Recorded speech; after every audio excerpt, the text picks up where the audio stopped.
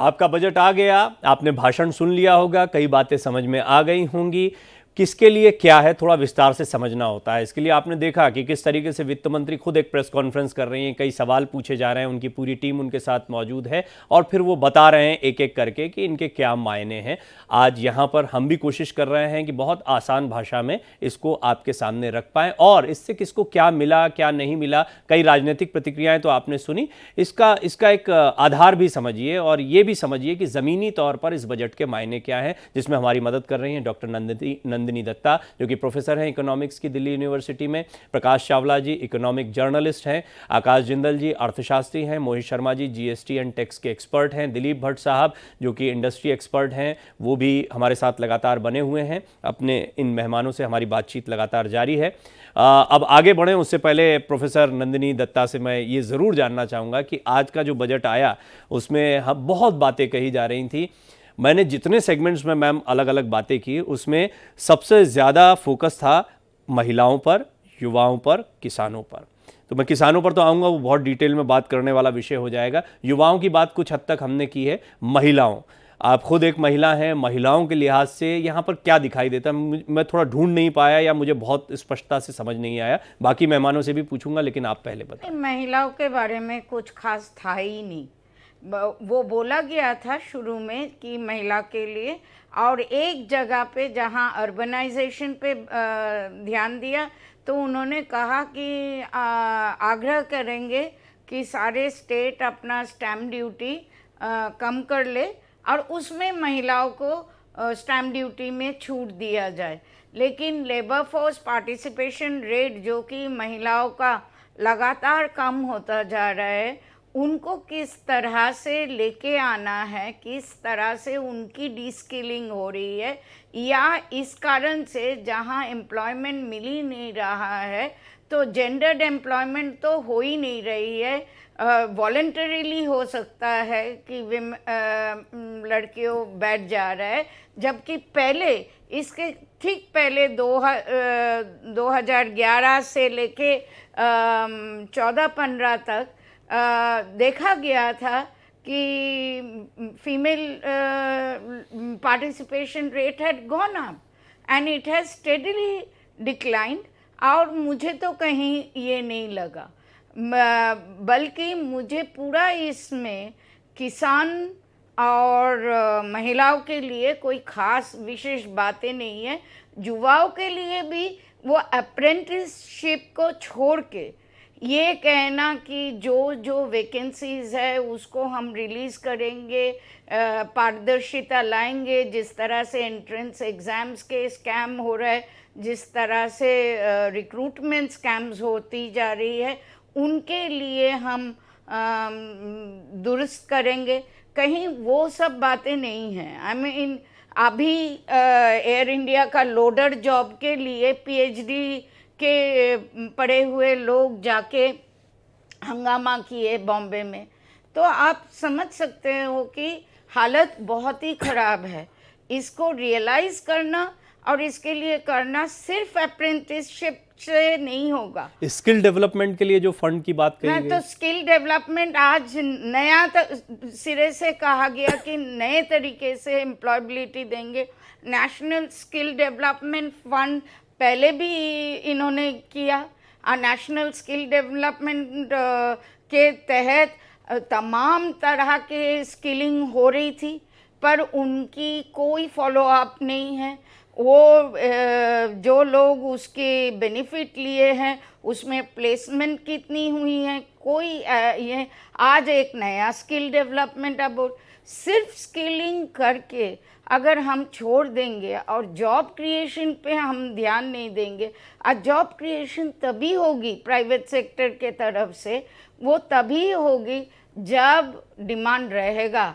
आपके इकोनॉमी में अगर कोई व्यय क्षमता क्रय क्षमता ही ख़त्म हो जाएगा तो कोई आपको वो एमएसएमई हो या बड़े कंपनी हाई प्राइस मार्कअप रख के अपना प्रॉफिट बुक करेंगे, पर जॉब नहीं क्रिएट करेंगे।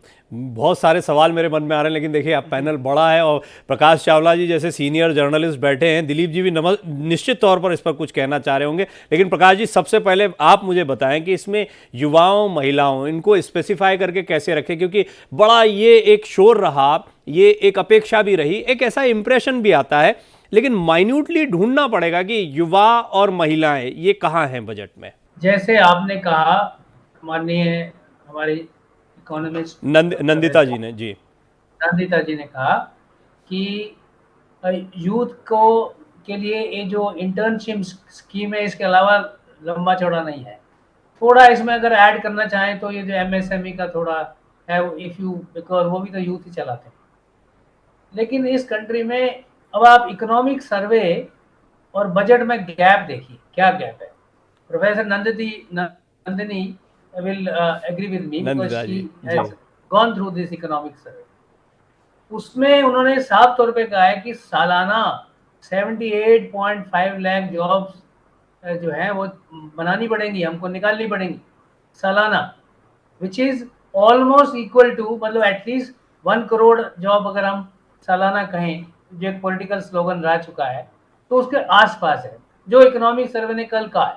और आपने अब पेपरों में अच्छी तरह से उसको प्रोजेक्ट भी किया है, विच इज़ वेरी गुड, कि सालाना 78 लाख नौकरियां हमको अगले 5 साल में निकालनी पड़ेगी।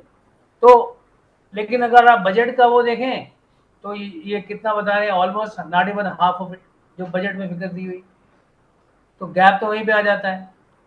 भाई आप जो है एक अच्छा कोऑर्डिनेशन करके चलिए, और नौकरियां वाकई में इस सूरत में जो हालात चल रहे हैं, इकोनॉमी बड़ी अच्छी स्पीड पे चल रही है। यही तो दिक्कत है, हम ऊपरी हेडलाइन लेवल पर बड़े अच्छे हैं, हमारी हेडलाइंस बड़ी अच्छी हैं, लेकिन जब हम बाजार में निकलते हैं, MSME की बात करते हैं, अब MSME एक बड़ा ना जेनरिक सा वर्ड हो गया।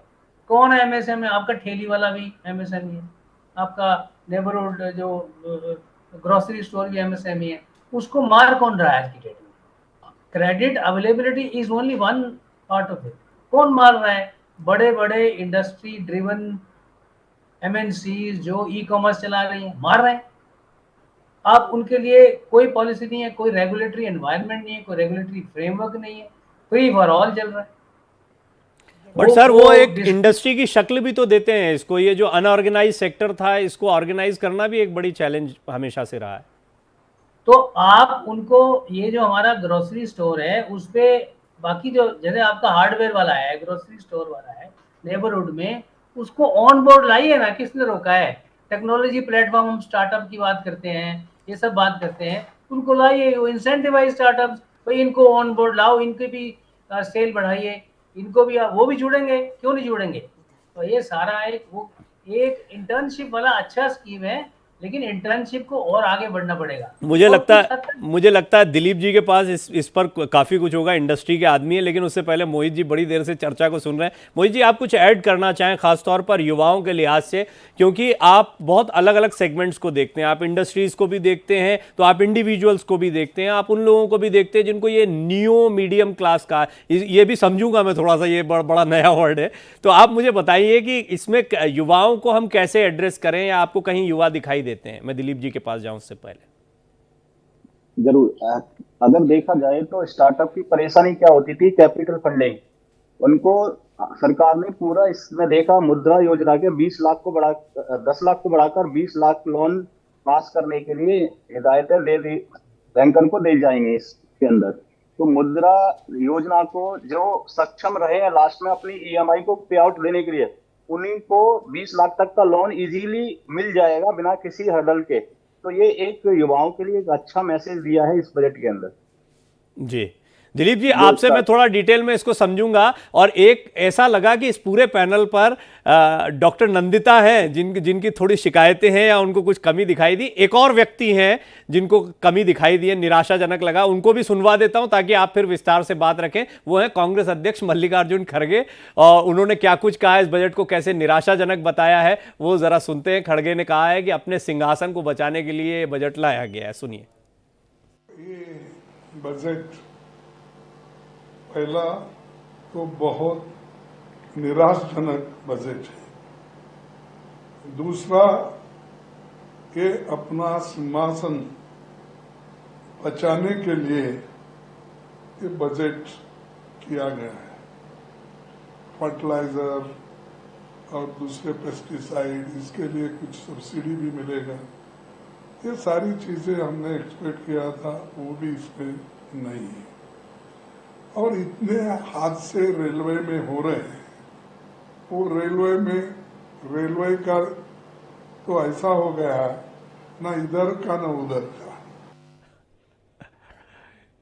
सिंहासन को बचाने के लिए ना इधर का ना उधर का। दिलीप भट्ट साहब, बहुत सारे सवाल आ गए। अब तो आपका मैं एक थोड़ा डिटेल्ड स्टेटमेंट चाहूँगा। युवाओं के लिए क्या है, एमएसएमई को कैसे एड्रेस कर रहे हैं, डिफाइन क्या है। और मैं आपको बताऊं, मेरे लिए भी बड़ा दिलचस्प था। ओडीओपी मुझे बहुत पसंद, वन डिस्ट्रिक्ट वन प्रोडक्ट। में जहां भी गया इलेक्शन कवरेज में तो मैं ज़रूर कवर करता था। मुझे बड़ा अच्छा लगता था कि छोटी छोटी इंडस्ट्रीज़ हैं। प्रतापगढ़ में आंवला लगा दिया, कहीं मूंज का काम हो रहा है, कहीं किसी चीज़ पीतल का काम हो रहा है, कांच का काम हो रहा है फिरोजाबाद में। बड़ा अच्छा लगता था देख के। लेकिन ये सारी चीजें पहले से चल रही हैं, अभी युवा कहां एड्रेस हुआ? नहीं, मैं आपको एक चीज बताऊं। जैसे कि एक स्टार्टअप का एक मुद्दा हम लोग ले लेते हैं। सॉरी, स्टार्टअप की बात हो रही थी, विच कैन क्रिएट, जो कि एक मतलब it can create a factory of experts in India. But मैं आपसे एक रिसेंटली एक सर्वे हुआ है, एंड द सर्वे सेज जितने भी एजुकेटेड आज की तारीख में बेरोजगार हैं, ओनली 40-45% आर ओनली एम्प्लॉयबल। तो देखिए कितना बड़ा गैप है, ये कितना बड़ा दुर्भाग्य है सिस्टम का कि आपने एक एजुकेशन ली but you are not employable because you are not been trained in that fashion. सी बेसिक लकुना है सिस्टम में। हर कोई चिल्ला रहा है बेरोजगारी बेरोजगारी। मैं भी कह रहा हूं, मैंने जब स्टार्टअप कंपनी शुरू की 2 लोगों से, आईआईटी खड़गपुर का बंदा और एक दूसरा आईआईटी दिल्ली के बंदे को, आई फंडेड देम। आज 250 लोग उस कंपनी में काम कर रहे हैं भैया। जी जी जी। What did I did? I just supported them. आप बिलीव नहीं करोगे, I even did attended a single board meeting of the company. मैंने उनसे कहा ये this is what I am doing it, use your, आपके पास दिमाग है, उसको यूज कीजिए and build a company. And today that company has got around 25-30 IPRs, patents है उनके अपने, because I was focused on them. I said अगर आपको इस कंट्री को बढ़ाना है और विश्वसनीय बनाना है, you need to have R&D in place. तब जाके आप रोजगार जो एक मुद्दा चल रहा है इस देश में, ये दुर्भाग्य है, because we are not tuned in the system. We are not tuned in the system. और हर बच्चे को, जहां मैं जाता हूं इंस्टीट्यूट में, when I am a speaker, I tell them, अगर आप अपनी एजुकेशन का मापदंड आपने ये रखा हुआ है कि मैं ये एजुकेशन लेने के बाद में मेरे कैंपस में यूनिवर्सिटी इंडस्ट्रीज आएंगी and I get a placement, and भाई प्लीज डू नॉट स्टडी। आप अपना लॉजिक वेस्ट कर रहे हो, आप अपना वक्त जाया कर रहे हो। Why can't you be entrepreneur? छोटे से छोटा रोजगार शुरू कीजिए। You look at any international fame देख लीजिए, मार्क जुकरबर्ग को ले लीजिए, या फिर यू नेम एनीबॉडी। सर ये कंपटीशन तो बहुत नैरो हो जाएगा। यहाँ तो यूपीएससी और नीट यूजी में ही कंपटीशन इतना ज्यादा है, मार्क जुकरबर्ग तक जाने के लिए तो बड़ा प्रयास करना। पर ये इंटरेस्टिंग है जो आपने कहा। लेकिन एंटरप्रेन्योरशिप ये इतना आसान भी नहीं है। हमारे यहाँ लाल फीताशाही सिंगल विंडो सिस्टम की मांग तो वो लोग कर रहे हैं जो स्थापित स्टार्टअप्स चला रहे हैं। फिर नया बच्चा आता है, वो इन्वेस्टर को ढूंढता है। बहुत सारे बच्चे मैंने ऐसे भी देखे हैं जो इन्वेस्टर्स तक ही सीमित रहते हैं। एक बार इन्वेस्टमेंट आया, हो गया काम, बस बढ़िया। इस तरह से भी बच्चे चल रहे हैं। तो इसके लिए एक इकोसिस्टम, जिसकी बार बार इकोसिस्टम शब्द तो लोगों के जहन में घुसेड़ दिया, वो इकोसिस्टम बना कि नहीं सर? नहीं, इकोसिस्टम बना हुआ है, there is no doubt about. Niti Aayog ने काफी काम किया एंड काफी सराहनीय काम किया गया। आज इस तरह से इतने स्टार्टअप कंपनी जो उभरी है, you name, there are sizeable number of companies which have been doing very well. काफी अच्छा काम कर रही हैं, काफी रोजगार उन्होंने जनरेट किए हैं, देयर नो डाउट अबाउट, इस पर कोई क्वेश्चन ही नहीं है। बट उसके बाद क्या? वही गिनती के 10-20 गिन लीजिए, I may be probably one of them. But उसके बाद क्या? Why that is not happening? आप बिलीव नहीं करोगे, आजकल एक ही यही काम है, to meet the young minds and tell them, bring the why, proposal. आपको क्या कारण समझ में आया? नहीं, कैपेबिलिटी इश्यूज है भैया, believe me, there is a serious capability issues. पता है, देयर आर टू एलिमेंट। देखिए, अगर आप you need to be very very serious about what you want to do and your intentions. दो चीजें बहुत क्लियर है, and we are unfortunately our youth minds are lacking on those front. तो उसकी जो प्रेरणा है, उसको जो ग्रूमिंग करनी है, that is the responsibility of the university itself.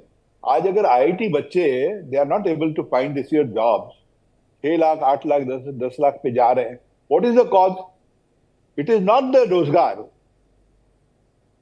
It is not the usage of the rozgar, because there is a pressure in the system. Why, when we are seeing our prime institutes, why they are not able to bear that pressure? क्यों नहीं bear कर पा रहे?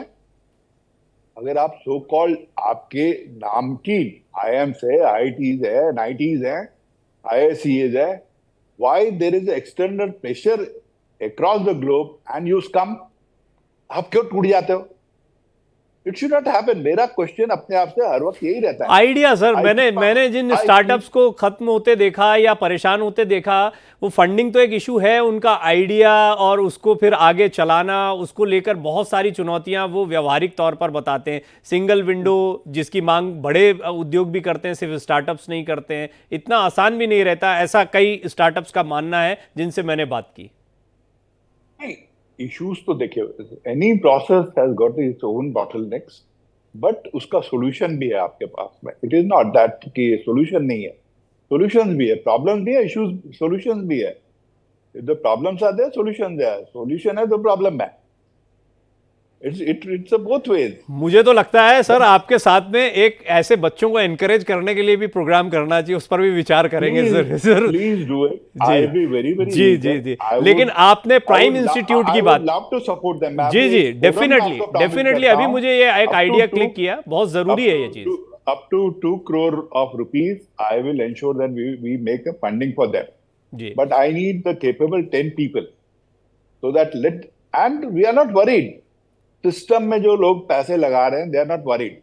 I have couple of startups, I have lost money. हाँ, ये एक बड़ी बात है कि अब एंजल टैक्स जो हटाया गया है, उससे काफी एनकरेजमेंट मिलेगा इन्वेस्टर्स को। वो अब बिल्कुल बेझिझक होकर पैसा लगाएंगे, ज्यादा तादाद में आगे आएंगे, बच्चों के आइडियाज को नरिश कर पाएंगे, ये बड़ा इंपॉर्टेंट है। लेकिन आपने प्राइम इंस्टीट्यूट्स की बात की, नंबर 1 इकोनॉमी कॉलेज में पढ़ाने वाली डॉक्टर नंदिता जब बाजू में बैठी हो, तो उनसे इस पर सवाल जरूर लेना चाहिए। देश की जानी मानी इकोनॉमिस्ट भी हैं प्रोफेसर नंदिता। ये बताइए मुझे कि बच्चों में एंटरप्रेन्योरशिप, इसको एनकरेज करने का काम भी इंस्टीट्यूट्स का होना चाहिए, और अगर नहीं हो पा रहा है तो उसके लिए क्या जिम्मेदार हैं, वजह क्या आप मानती हैं? हाँ, तो एंटरप्रेन्योरशिप को इनकरेज करना एक बात है, पर आप अगर सोचोगे कि everybody will become a job creator, और उसी तरह से एक सरकार अपनी एम्प्लॉयमेंट के जो परिकल्पना है कि पूरा दुनिया के लोगों को,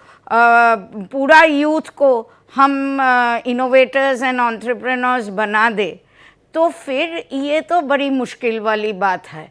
क्योंकि आप उनको एंटरप्रेन्योर बनाओगे ताकि वो 10 जॉब जनरेट करे या 100 जॉब्स जनरेट करे over a period of time. उसके लिए जिस तरह के एजुकेशन सिस्टम, जिस तरह के लेवल्स ऑफ इंटरवेंशन चाहिए, वो हमारे देश में नहीं है। आज आप और एक देखिए, जहाँ फिनेंस मिनिस्टर कहते हैं कि हम इंटरेस्ट सबवेंशन में कंसेशन देंगे, 3% करेंगे, वो भी एक fix number of students, 10 lakh रुपया स्पेंड करेंगे जो लोग लेंगे लोन, हमारे देश में पढ़ाएंगे। तो ये इनडायरेक्टली आप पब्लिक फंडेड एजुकेशन से प्राइवेट एजुकेशन के प्रति जा रहे हो, जहाँ 10 लाख दे के पहले पढ़ना पड़ेगा, लोन लेके पढ़ाई करनी पड़ेगी, वहाँ आप इंटरेस्ट में कंसेशन दे दोगे। आप ये क्यों नहीं कहते हम ज़्यादा इंटरनेशनल स्टैंडर्ड्स, ग्लोबल स्टैंडर्ड्स पर के है। कॉलेज यहीं पर इधर ही बनाएंगे जी। और हायर एजुकेशन सिस्टम इधर बनाएंगे। आप तो कह रहे हो कि बच्चों को 10 लाख रुपया लोन लेना पड़ेगा, उस लोन में हम 3, और वो भी कुछ बच्चों के लिए एक फिक्स नंबर उन्होंने बताया है। वो फिक्स नंबर किस तरह से मेरिट का मीन्स में होगा, किस तरह से, और अगर जो मार्जिनलाइज सेक्शंस जो आज पब्लिक फंडेड एजुकेशन को अफोर्ड नहीं कर पा रहे हैं, हमारे पास तमाम बर्सरी के लिए रिक्वेस्ट आती रहती है, वो बच्चे को आप बोल रही हो कि आप ग्लोबल स्टैंडर्ड्स का 10 लाख रुपया दे के कहाँ कोई प्राइवेट इंस्टीट्यूट में पढ़ो। ये भी तो सोचने वाली बात नहीं, है। ये आपने अभी देखिए, ये चर्चा बड़ा और लंबी जा सकती है, ब्रेक पर जा रहा हूं, लेकिन उससे पहले मोहित जी एक छोटा सा कमेंट इस पर चाहूंगा कि अभी क्या आपके पास स्टार्टअप्स या युवा इस तरह के क्लाइंट्स की तादाद बढ़ी है, जिससे हमें एक अंदाजा मिले कि हाँ देखिए ये बच्चों की तादाद अब बढ़ी है? जी, अवेयरनेस अपनी कंट्री में काफी बड़ा है लास्ट 10 इयर्स में, और बूम अप मुझे लगता है ना कि जो भी एजुकेशन का आने के बाद सीधे सबसे पहले ट्राई कर रहे हैं कि पहले वो एक स्टार्टअप अपने जो आइडियाज है उनको इम्प्लीमेंट करने का कोशिश पूरी करता है, लेकिन lack of support, lack of skills जैसा बताया सर ने, तो उनकी वजह से थोड़ा सा वो सक्सेसफुल रेशियो उतना हाई नहीं है अभी इस टाइम पर। मतलब अटेम्प्ट तो कर रहे हैं लेकिन सक्सेस रेट Right. उतना हाई नहीं है। चावला साहब जो कि पीटीआई यूएनआई के संपादक रह चुके हैं, वो राजनीति को भी समझते हैं, इकोनॉमिक्स को भी समझते हैं। चावला साहब, अब एक और महत्वपूर्ण सेगमेंट जिस पर बात करते हैं और फिर इसको समाप्त करेंगे। ये बहुत ही इंतजार किया जा रहा था, मैं तो बल्कि पूरा हफ्ते कार्यक्रम करता रहा, कृषि एक्सप्रेस भी कर रहे थे, किसानों से भी बात कर रहे थे, बजट पर भी अलग से बात कर रहे थे। हो सकता है कुछ हो इनडायरेक्टली डायरेक्टली जो हम शायद ना समझ पा रहे हो, थोड़ा बताएं किसानों के लिए क्या रहा? किसानों के लिए कुछ खास ऐसी बड़ी चीज नहीं है। किसान को अब आप क्या बात करें, आप तो बड़ी इंतजार कर रहे थे, थोड़ी निराशा हुई होगी। कोई बड़ी, हमारे जो खेती का सबसे बड़ी प्रॉब्लम क्या है, हमारी खेती जो है वो काफ़ी हद तक अनइरिगेटेड उस पर रहती है, पानी की सप्लाई। अब आप देखिए ये जो पोलावरम इरिगेशन प्रोजेक्ट है आंध्र प्रदेश का जी, उसको सहायता मिली है थैंक्स टू पॉलिटिकल कंपल्शंस। बाकी देश में भी तो इरिगेशन की फैसिलिटी चाहिए ना। अब आप मॉनसून को देखिए, 9 स्टेट्स से भी ज्यादा में फ्लड आ रहा है, 9 स्टेट्स में डेफिसिट है, कुछ एक स्टेट्स में फ्लड आ रहा है। बिहार में फ्लड के लिए वो नेपाल में डैम नहीं बन पा रहे हैं तो बिहार में सपोर्ट किया जाएगा, उसका भी एक फंड रखा गया है, क्योंकि आपने फ्लड खाली बिहार में तो नहीं आएगी ना। हाँ, ये एक अलग बात है। जी, हमारा मतलब ये है कि जो एग्रीकल्चर है इसको बहुत ही नेग्लेक्ट हमेशा से किया है, और इसको जो हमारे ब्यूरोक्रेट्स हैं, हमारे जो पॉलिसी मेकर्स हैं, या तो समझते नहीं या समझना चाहते नहीं। आप at the drop of hat आप एक्सपोर्ट कंट्रोल लगा देते हो, at the drop of hat आप रेस्ट्रिक्शन लगा देते हो उनको। अच्छा, सब्सिडी के नाम पे इतना हल्ला होता है, हम आपको सब्सिडी दे रहे हैं, फूड सब्सिडी। अब फूड सब्सिडी जो है वो क्या है, जो फ्री राशन मिलता है शहरों में भी, गांव में भी, गरीबों में भी वो मिलता है, उसको भी किसानों के खाते में जोड़ के बताया जाता है। तो वो क्या, वो फूड सब्सिडी कैसे किसानों के नाम पे दी जाए, फूड सब्सिडी।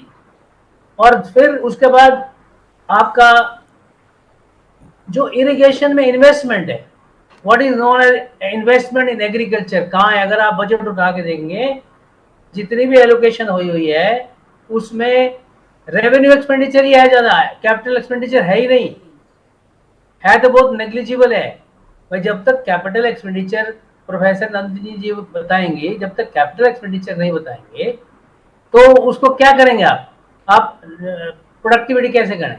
और एक ना बड़ा आजकल फैड चल पड़ा है, नेचुरल फार्मिंग। श्रीलंका ने किया था नेचुरल फार्मिंग, क्या होगा? फूड शॉर्टेज हो गई। अरे भाई, natural farming looks very smart, हमारे यहाँ इतनी फूड शॉर्टेज रहती है। इस साल देख लीजिए गेहूं की पैदावार इतनी कम हुई है, हमारा बफर स्टॉक बनना मुश्किल है जी। हमारा बिना फर्टिलाइजर के, बिना उसके आप उसको गेहूं की उतनी प्रोडक्टिविटी ले आएंगे, बिना पानी के ले आएंगे। फिर आप ये सारी जो चीजें हैं होलिस्टिक लेवल पे बजट को 2 लेवल पे एड्रेस करनी चाहिए थी। एक पैसा दीजिए। दूसरा दूसरा आप उसको आपको पॉलिसी लेवल पे सुधार कीजिए। और ये एग्रीकल्चर का जो सेक्टर है, इससे 3-4 मंत्रालय हैं जो जुड़े हुए हैं। Culture allied, rural development, food and consumer, और आपका ग्रामीण विकास भी इसमें जोड़ लीजिए आप। केमिकल्स एंड फर्टिलाइजर, जी, वो जो डिपार्टमेंट ऑफ केमिकल्स फर्टिलाइजर, इनमें आपस में क्या तालमेल है क्या नहीं है किसी को मालूम नहीं है। सर आपने बड़ी इंपॉर्टेंट बात की। मैंने जितने किसानों से बात की वो तो ये सोच रहे थे कि कृषि बजट को, इस पर भी बड़ी डिस्कशन, कृषि बजट ही अलग से कर दो, जैसे रेल बजट होता था 10% कर दो, 3-4% देते हो इस पे, इंफ्रास्ट्रक्चर पर 25% दे रहे हो, इसको 10% तो कर दो, जैसी बहुत सारी उम्मीदें रही किसानों की। खैर उसमें कुछ सोच रही होगी, इसको थोड़ा समझेंगे। दिलीप सर मैं आपसे इस पर जरूर टिप्पणी लूंगा, लेकिन मैम पहले तो ये जो कैपिटल एक्सपेंडिचर और रेवेन्यू एक्सपेंडिचर जरा आम आदमी को समझाइए, वो क्लास वाला मत समझाइएगा, वो बड़ा भारी पड़ेगा। ये कहाँ पे किस तरीके से इससे क्या दिक्कत है, क्या मायने हैं इसके? जो कैपिटल एक्सपेंडिचर वो है जो एसेट्स क्रिएट करता है, जो प्रोडक्टिव पोटेंशियल क्रिएट करता है, प्रोडक्टिविटी इंक्रीज कराता है। रेवेन्यू एक्सपेंडिचर है जो अभी आपको, जैसे आपके किसान सम्मान निधि, बहुत लोग कह रहे थे कि हम एक्सपेक्ट कर रहे थे किसान सम्मान निधि बढ़ जाएगा, वो 6 से 8 हो जाए कि 6 से 10 हो जाए, उससे कोई फर्क नहीं पड़ेगा। पर आपको देखना पड़ेगा कि कृषि व्यवस्था कैसा है, जहां आम किसान की आय में फर्क है, वो अपना सस्टेन कर पा रहा है। वो अगर ये कहा जा रहा है गवर्नमेंट से कि हम मिनिमम सपोर्ट प्राइस बहुत सारे चीज़ों पे दे रहे हैं, वो C2 प्लस 50% सब अगर मान भी लिया आप दे रहे हो, आपके प्रोक्योरमेंट तो नेग्लिजिबल है। आपके प्रोक्योरमेंट, सारा प्रोक्योरमेंट थोड़ी सरकार करेंगे। जब किसान कहते हैं हमारा मिनिमम सपोर्ट प्राइस को एक लीगल गारंटी बनाए, वो ये नहीं कह रहा कि आप उसको लिफ्ट करो उस प्राइस में, वो कह रहे हैं अगर हमें बाहर बाजार में भी बेचना पड़े, कम से कम उससे नीचे तो ना बेचे। और मिनिमम का शब्द क्या है? एटलीस्ट हमारे कॉस्ट को कवर करे। हम बार बार लॉस में नीचे, हमारे production cost are very high, उसमें हम नीचे क्यों बेचेंगे? और ये कहना कि इसके कारण इन्फ्लेशन होगा, जबकि पूरा सिस्टम में आपके इन्फ्लेशन हो रहे हैं ड्यू टू रॉन्ग पॉलिसीज। आपके टमाटर जो किसान बेच रहा है वो थोड़ी 150 रुपया में बेच के आ रहा है मंडी में, उसको तो 10-20 रुपया से ऊपर मिल ही नहीं रहा है। बाकी जहां इन्फ्लेशन हो रहा है, बात ये है, आप अगर मानते हो कि मिनिमम सपोर्ट प्राइस न्यूनतम है जो उनके प्रोडक्शन कॉस्ट को कवर करेंगे, तो इसमें लीगल गारंटी देने में क्या है? वो तो नहीं कह रहा है कि आप सारा हमारा उपजाऊ चीज़ को उठा लो। वो तो मार्केट में बोल रहे, जब जाते हैं तब हमसे ठगी होता है। हमको बोला जाता है कि बेच दो, आप सस्ते में बेच दो, क्योंकि कोल्ड स्टोरेज नहीं है, पेरिशेबल कमोडिटीज है, किसान भी बाध्य हो जाता है इस तरह से बेच देने में। जी दिलीप सर, आपका फ्रेम मुझे लगता है कुछ छेड़छाड़ हो गई उससे। अब अगर आप मुझे सुन पा रहे हैं तो फूड प्रोसेसिंग एक बहुत ही इंपॉर्टेंट सेगमेंट है। प्रोसेसिंग हो, मार्केटिंग हो, जिससे किसान बड़ा दूर रहता है, लेकिन मैंने जितने समृद्ध किसान देखे हैं वो इन्हीं चीज़ों को जानकर समझकर आगे बढ़ पाए। अदरवाइज किसान मेहनत करता है और उसका लाभ अन्य लोगों को मिलता है, जैसा डॉक्टर दत्ता ने यहाँ पर कहा है। अगर आप सुन पा रहे हैं तो मुझे इसका जवाब अवश्य दें। एक्चुअली अगेन ये जो इशू है ना, ये ग्रास रूट लेवल का इशू है। Like we have issues related to basic education itself, ऐसे ही ये पेरिनेरियल प्रॉब्लम चली आ रही है। And this has been 4-5 decades old perennial issue चला आ रहा है, और उसी तरह से चला आ रहा है। Because end of the day might is right वाला किस्सा इस किसानों के साथ भी हो रहा है, जिसकी लाठी उसकी भैंस। क्योंकि वो जो अगर आप देखोगे तो end of the impact majority of the किसान जो लार्जर फार्मर है, जिसके पास एक बीघा दो बीघा जमीन है, इज बिन इम्पैक्टेड। बाकी किसी को, बड़े किसान को किसी को इम्पैक्ट नहीं हो रही है। They have been flourishing, they are fully aware क्या टैक्स एब्जेक्शन लेना है, क्या बेनिफिट लेना है, they are fully aware about it. But जो आम किसान है, जो लार्जर पॉपुलेशन ऑफ द किसान है, poor person doesn't know. I also belong to a farmer family from Kashmir. सभी मेहमानों से बात करके मुझे एक बात ये समझ में आ रही है कि किसानों को लेकर जो है वो बहुत उत्साहित करने वाला ये बजट नहीं है। हालांकि किसानों को लेकर बहुत सारी योजनाएं, किसान क्रेडिट कार्ड की बात हो, कि इंफ्रास्ट्रक्चर जब डेवलप होता है तो किसानों को फ़ायदा होगा, ये बात कही जाती है। मोहित जी, आप भी थोड़ा इस पर रोशनी डालें कि मैंने जितने किसान जो एंटरप्रेन्योरशिप की तरफ बढ़ जाते हैं, पैकेजिंग समझ लेते हैं, अपने प्रोडक्ट को पैकेज करते हैं, एक्सपोर्ट करते हैं, वो तो बहुत बड़े किसान बन जाते हैं। मैं डॉक्टर राजाराम त्रिपाठी हूँ जो कि हेलीकॉप्टर वाले किसान के तौर पर जाने जाते हैं, रूपा रेलिया जी हैं गुजरात के बड़े किसान हैं। इन सब लोगों से मेरी बातचीत हुई और मैं देखता हूँ कि बड़े समृद्ध किसान हैं, खुद के लिए नहीं बल्कि अन्य किसानों के लिए भी बड़ा काम करते दिखाई देते हैं। अब किसान जो है वो ना तो आपकी वाले विषय को समझता है यानी टैक्स को, ना, मतलब मैं सारे किसानों की बात नहीं कर रहा हूं, बहुत सारे किसान इसमें बड़े समझदार हैं, ना मैडम का जो इकोनॉमिक्स है उसको बहुत अच्छे से समझते हैं, ना ही भट्ट साहब जो एमएसएमई की बात कर रहे हैं उसको बहुत अच्छे से समझ पाते हैं। तो ऐसे किसानों के लिए कुछ तो करने की जरूरत होगी।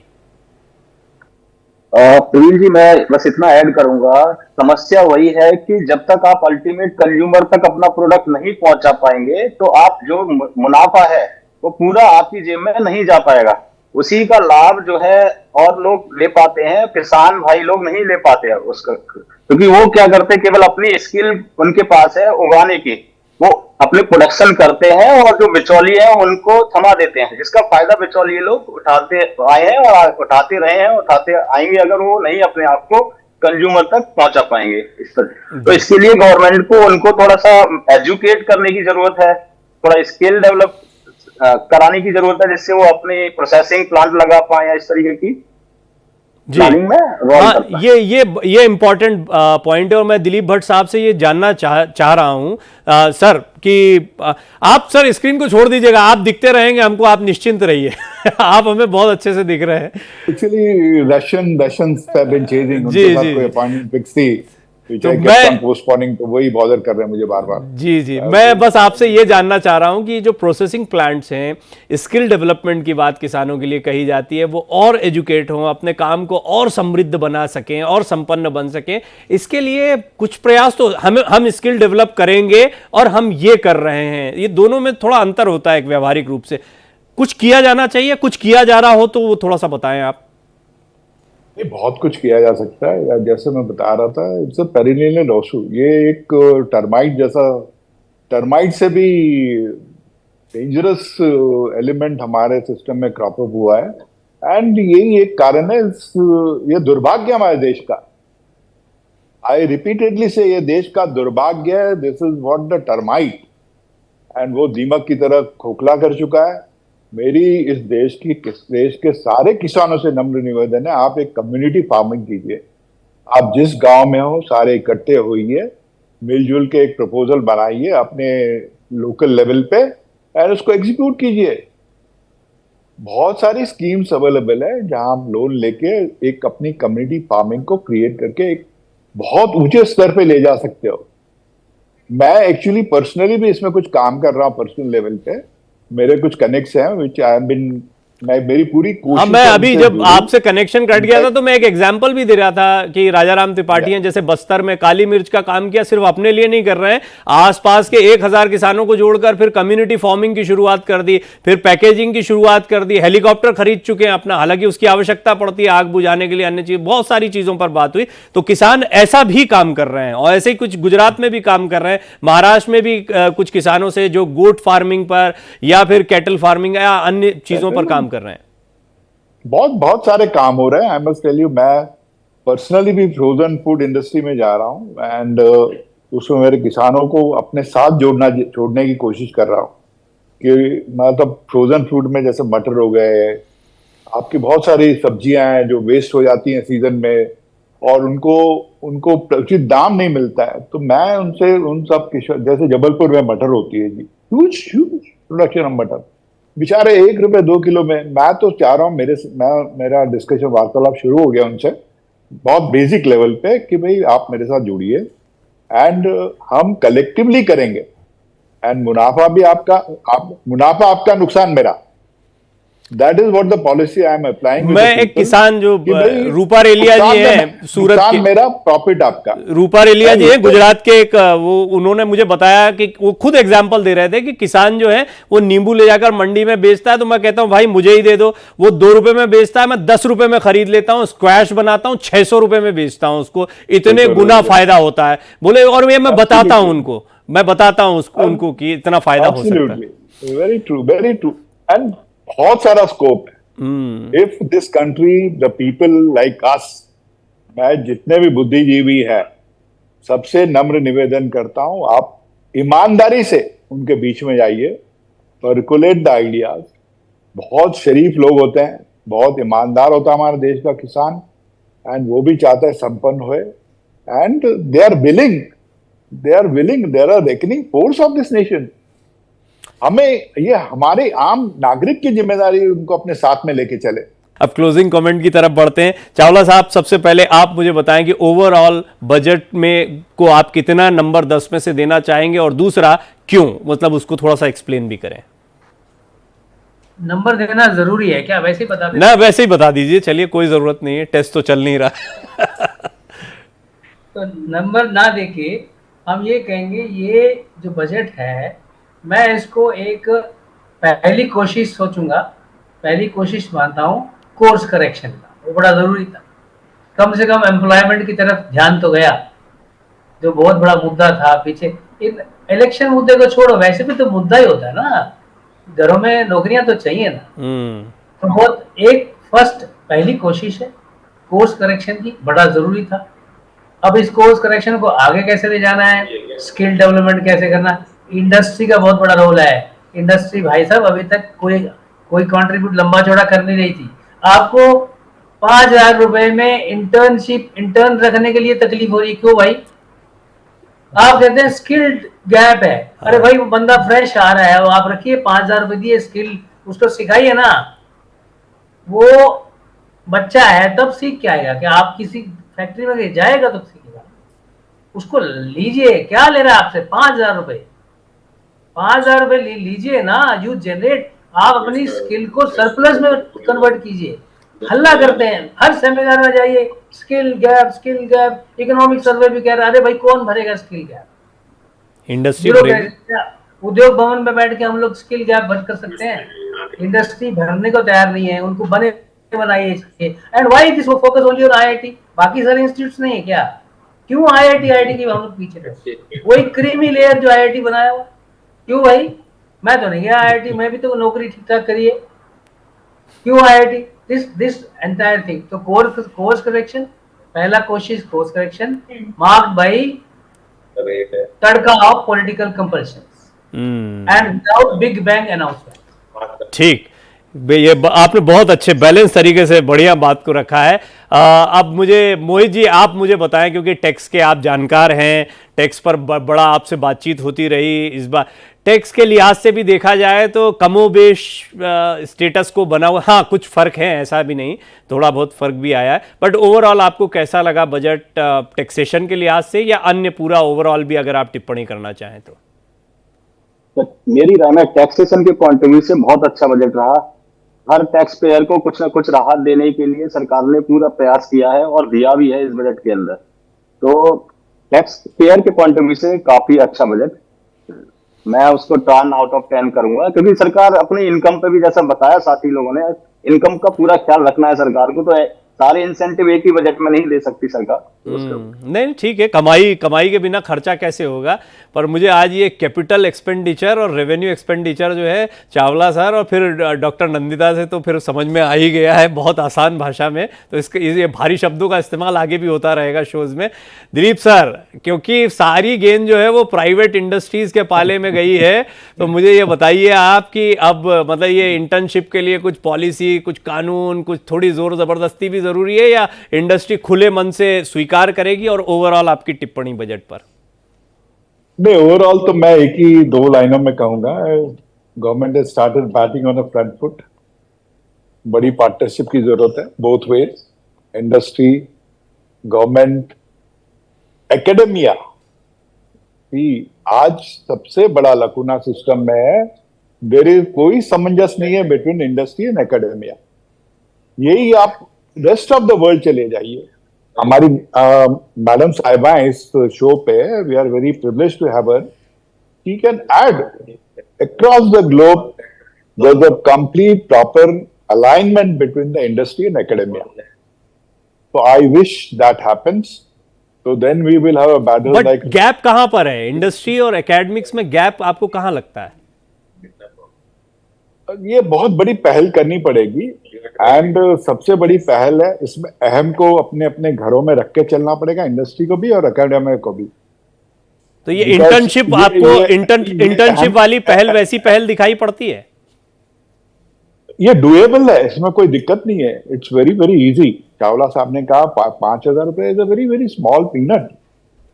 किसी भी इंडस्ट्री को अगर उसको हजार इंटर्न्स रखने हैं और 5,000 रुपए, अच्छा सर, बस इतना थोड़ा सा समझा दीजिए संक्षेप में कि जब बजट में वित्त मंत्री इस बात का जिक्र कर रही हैं, तो वो एक तरीके से इंडस्ट्री से कोई रिक्वेस्ट कर रही हैं, या एक तरीके का ये एक बाध्यता भी होगी? थोड़ा ये मैं इसको लेकर बड़ा कंफ्यूजन है। नहीं, बाध्यता तो होनी ही चाहिए। It should be fourth coming from industry itself, because जब इंडस्ट्री चाहती है कि गवर्नमेंट उनके लिए XYZ, आप धोबी घाट लिस्ट गवर्नमेंट को दे देते हो, तो what is that? You need to give it back. तो कोई बाध्यता वाली बात ही नहीं है। आई थिंक सारे समझदार इंडस्ट्रियलिस्ट इस देश के, they should come fourth coming and forward, and इसको एक खुले मन से एंड एक पूरी बाएं का आलिंगन लेकर they should accept it and honestly deliver it. जी। सो फाइनली कोई दूर नहीं है, नेक्स्ट 2-4 सालों में the way we are progressing 8-9% की GDP ग्रोथ आएगी, तो अपने आप जो आज जो हवा बना बैठा है बेरोजगार का, this can be overtaken, this can be taken care, and we will have a much bigger batters than Rohit Sharma and Virat Kohli. There are the batters in India. आपको उनको encourage करना होगा and take it forward. Got it sir. और अब जो number देने का काम होता है वो तो मैम का होता है, तो जब प्रोफेसर नंदिता हमारे साथ मौजूद हैं तो वो बेटर इस पे एक कंक्लूसिव आपका कमेंट भी चाहेंगे। और ओवरऑल का मतलब है सरकार की जितनी चुनौतियां हैं उनको देखते हुए भी, सहयोगी भी, आगामी चुनाव भी, युवा भी, सब कुछ देखते हुए मैं तो कंक्लूसिव कमेंट ही देती हूँ, क्योंकि मैं समझती हूँ लगातार जो मैंने NDA सरकार या BJP सरकार की बजट जो फॉलो कर रही हूँ, ये 11वें साल में जाके उनका ईयर्स टू द ग्राउंड कि आप वेलफेयर एक्सपेंडिचर करेंगे। आपको स्वीकारना पड़ा कि अनएम्प्लॉयमेंट एक इशू है। उस सेंस में मुझे लगा कि ये बजट कम से कम वो पिलर्स जिसके ऊपर आप पॉलिसी को लगाओगे वो सही है, पर आप किस नियत से उसको कर रहे हो, कितना वेल मीनिंग है, ये तो देखने वाली बात है। और सबसे बड़ी बात है कि सिर्फ वो जैसे होता है ना, डेन को छू जाना इम्पॉर्टेंट नहीं है, उसको परस्यू करना। और ये बात आज मुझे बहुत अच्छा लगा, क्योंकि कुछ चैनल्स में मैं देख रही थी जो मेन स्ट्रीम इकोनॉमिस्ट कल रात तक बोल रहे थे कि कोई सब्सिडी देना नहीं चाहिए, कोई हैंडआउट्स नहीं होनी चाहिए, इससे मार्केट डिस्टॉर्ट कर रहा है। आज कह रहे हैं नहीं, सरकार का ईयर टू द ग्राउंड है और मैं कोई ये एक अलग डिस्कशन हो जाएगा, हो जाएगा। लेकिन बहुत ही बढ़िया। आप बहुत संक्षेप में दिलीप जी, क्योंकि मैं क्लोज कर रहा हूँ। छोटा सा जी। एक ही मुद्दा था, प्रोबेबली हमें कवर करना चाहिए, health of youth and the women. मुझे लगता है आपका दायित्व तो बनता है इस मुद्दे पे, health of the youth and the women. ये आपका एक अच्छा सबमिशन है। चलते चलते आपने जो दिया है किसानों और health of youth and women, ये बहुत ही इंपॉर्टेंट है। बट ये बहुत ही अच्छी चर्चा रही है। दिलीप सर आपका बहुत बहुत धन्यवाद, मोहित जी आपका धन्यवाद, चावला सर आपका भी बहुत बहुत धन्यवाद, और प्रोफेसर दत्ता आपका विशेष धन्यवाद, क्योंकि आपने हमको इकोनॉमिक्स बहुत आसान भाषा में समझाई। तो आपका बजट का लेकिन ये सिलसिला भारत एक्सप्रेस पर लगातार जारी है।